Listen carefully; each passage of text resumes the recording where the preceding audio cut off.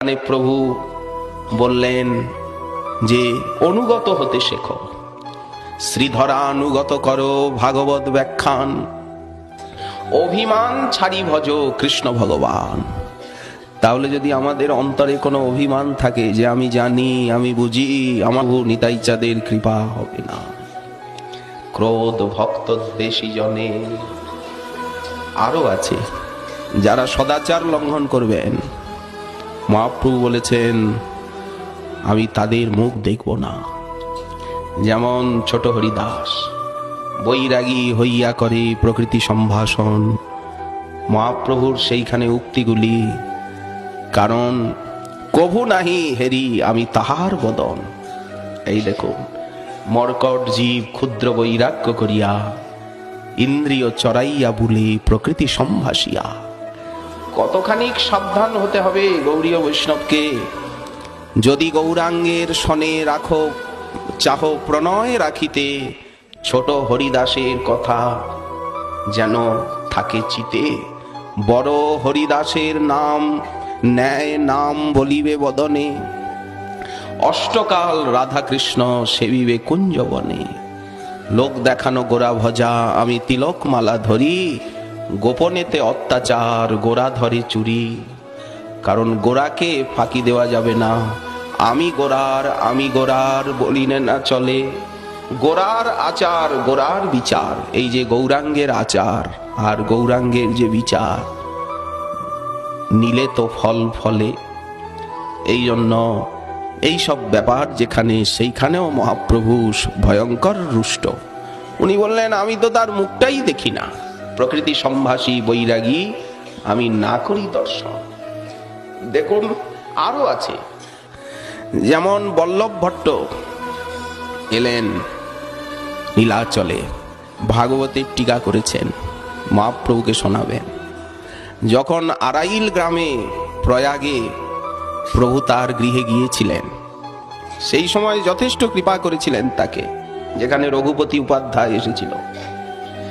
কিন্তু তিনি ভাগবতের টিকা করে নিয়ে এসেছেন, মহাপ্রভু শুনলেন না, উপেক্ষা করে দিলেন। কেন তার প্রতি রুষ্ট প্রভু?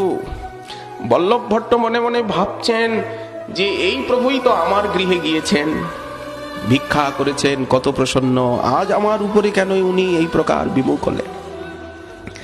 প্রভু কিছু বলেন না, এমনকি ভক্তগণ তার কেউ টিকা শুনলেন না। একদিন তিনি এসে বলছেন যে প্রভু একটু কৃষ্ণ নামের ব্যাখ্যা অন্তত শুনুন, আপনি নাম ভালোবাসেন, নাম প্রিয়, সতত হরিনাম করেন। বললেন না, আমার ওসব ব্যাখ্যা ট্যাখ্যা শোনবার সময় নেই, আমি হরিনাম সংখ্যা নামেরই সময় পাই না, আর কৃষ্ণ নামের বহু ব্যাখ্যা আমি জানি না, যশোদানন্দন শ্যামসুন্দর এতটুকুই জানি। কারণ প্রভু জানেন তার ব্যাখ্যা সমস্ত পাণ্ডিত্য অভিমান নিয়ে লেখা। একদিন উনি বললেন যে শ্রীধর স্বামী কি ব্যাখ্যা করেছেন ভাগবতের নিতে পারি না, পূর্বাপর সঙ্গতি নেই। মহাপ্রভু বললেন আস্পর্ধা তো কম না, না জগৎগুরু শ্রীধর স্বামী তার কৃপা প্রসাদে ভাগবত জানি, আর তার ব্যাখ্যা খণ্ডন। যে স্বামীকে না মানে তাকে কি বলা হয়? কুলোটাই তো। এই দেখুন, প্রভু তাকে বারবার উপেক্ষা করলেন। কেন উপেক্ষা করলেন? বল্লভ ভট্টের মনে একটা বিশাল গর্ব ছিল, আমার মতো পণ্ডিত কেউ নাই, আমার মতো ভাগবত ব্যাখ্যা কেউ করতে পারে না।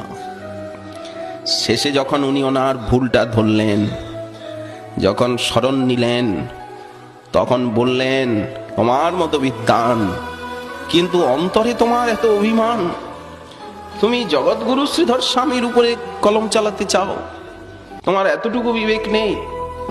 আরো আছে, রাধাবতার গদাধর পণ্ডিত গোস্বামী পাত্র রাধাবতার, ওনার উপরে পর্যন্ত মহাপ্রভু একটু রুষ্ট হলেন। চৈতন্য চরিতামৃতেই আছে। ওই বল্লভ ভট্টের ব্যাখ্যা তো উনি শুনলেন না, উপেক্ষা করে দিলেন। এখন বল্লভ ভট্ট সব ভক্তদের কাছে কাছে যায়, কেউ ওনার টিকা শোনেন না, কেউ ওনার সঙ্গে সম্ভাষা করেন না। গদাধর পণ্ডিত গোস্বামী পাদের প্রকৃতি একেবারেই সরল, দক্ষিণা, নায়িকা রুক্মিণী দেবীর মতো ওনার ভাব। জগদানন্দে যেমন সত্যভামার ভাব, গদাধর পণ্ডিতে তেমনি রুক্মিণী দেবীর মতো ভাব। তো বল্লভ ভট্ট সেই টোটা গোপীনাথের মন্দিরে যাতায়াত আরম্ভ করলো। জানতে পেরেছেন যে মহাপ্রভু গদাধর পণ্ডিতের মুখে ভাগবত শোনেন, ওনাকে যদি শোনাতে পারি, উনি যদি একটু প্রশংসা করে, এই দেখুন প্রশংসার কাঙাল। বল্লভ ভট্ট যে ভক্তদেরকে ভাগবত শোনাতে চাইছে, আমি টিকা করেছি, এই করেছি, প্রশংসার কাঙাল। যারা প্রশংসা চায় তারা কি করে শুদ্ধ ভক্ত হবে? কারণ প্রশংসা তো বিষ, যশ তো বিষ। সম্মানং কলয়াতি ঘোর গরলম নিচাপমানং সুধা। সম্মানকে বলা হয়েছে ঘোর গরল, আর নিজ ব্যক্তি যে অপমান করলো, যে অপমান করতে পারে না এমন ব্যক্তি যদি কখনো অপমান করে, সেইটাকে সুধার মতো মনে করতে হবে। গৌরবম রৌরবম, গৌরবটা হচ্ছে রৌরব। এই জন্য আমি আমাকে গৌরবান্বিত করবার জন্য যা যা চেষ্টা করি, বারবার আমি নিজেকে কেবল অপমানিতই করি, ভক্ত কবি বললেন। তো গদাধর পণ্ডিত গোস্বামী তিনি সরল প্রকৃতির, ওনার কাছে গিয়েই ভাগবত পড়তে আরম্ভ করে দেয়। উনি নির্জনে বসে আছে, শুনুন। উনি নাও করতে পারেন না, অত বড় সম্ভ্রান্ত বিদ্বান পণ্ডিত বিপ্র।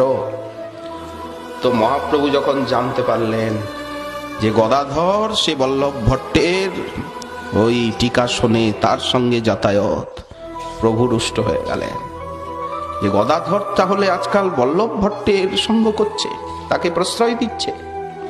কত সতর্ক শ্রীমান মহাপ্রভু, যে এই জাতীয় ব্যক্তিকে যদি একটু প্রশ্রয় পর্যন্ত দেওয়া হয়, উনি রুষ্ট হয়ে যাবেন।